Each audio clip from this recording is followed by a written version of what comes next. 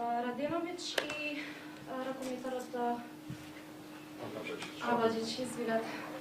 Prvak im radimo zbor na našите gosti. Povedete? Dobro večer svima. Želim prvo čestitam domaćinu na jednoj odličnoj utakmici na 3 boda. Od početka do kraja utakmice domaćin je kontrolisao utakmicu. Tog utakmice stalno je bilo nekih 4-5 razlike za njih. Mi smo prvo polovremenu dosta problema imali u odbrani, količini smo primili 15 golova, međutim u drugom polovremenu smo uspjeli da pronađemo tu neku varijantu zone 6-0, iako je sad bar u ovom dijelu svake lige dosta često ni ne igramo, to je funkcionisalo. Primili smo samo 9 golova i s te strane sam zadovoljan.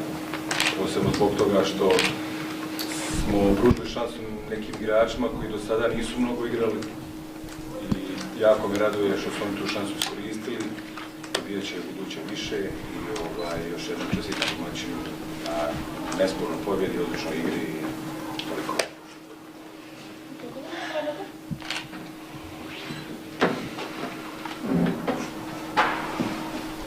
Prvo čestitam domaćinu osvoje na 3 boda i drago mi je što su i naši mlađi igrači dobili priliku da odigraju protiv jedne vrhunske ekipe kakva je Metalurg i protiv momaka koji su uglavnom manje više njihovo godište da pokažu da ipak mogu mnogo doprineti u nastavku takmičenja.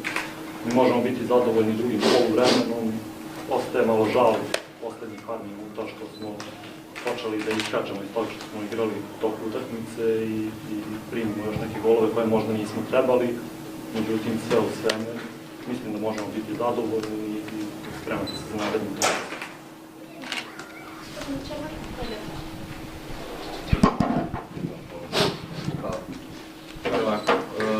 Pa kao prvo čestitam na ekipi borca, na jednoj fer i korektnoj igri i mislim da dosta, naravno da sam zadovoljan da smo pobjedili, ali drugo, mislim da dosta se podudaramo u razmišljanjima i gospodina Rađenovića i mi smo dali priliku mlađim igračima kao u Novom Sadu protiv Vojvodine, tako i ovdje.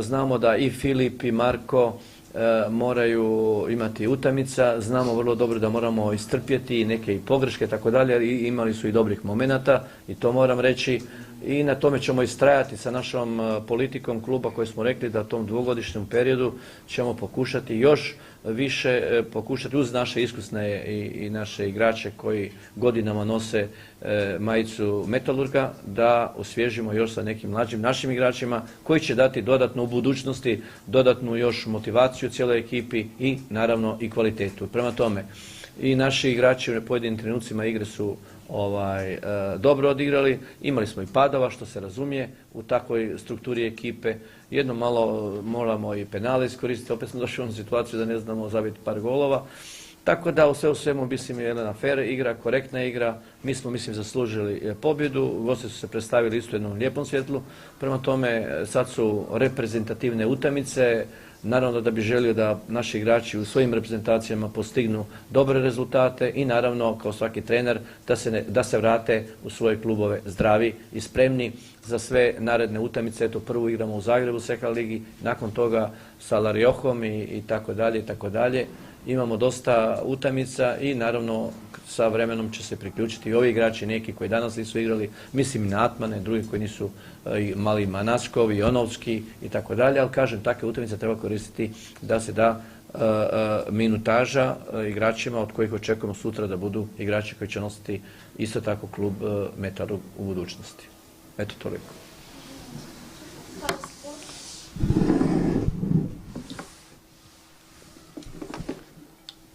Пред сетем честитам на гостинската екипа за фер и коректна игра.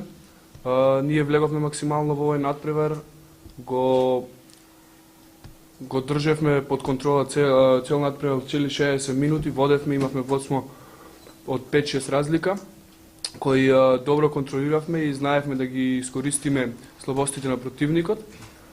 Многу сум среќен што добиваме шанса во оваа регионална лига, што можеме да се избориме и за да добиеме шанса во Лига на шампиони. Да. Благодарам. прашање? Доколку нема прашање, ви се заблагодарувам што имам за вашата присуство вечерва и ви посакам пријатна вечер. Благодарам. Sve najbolje.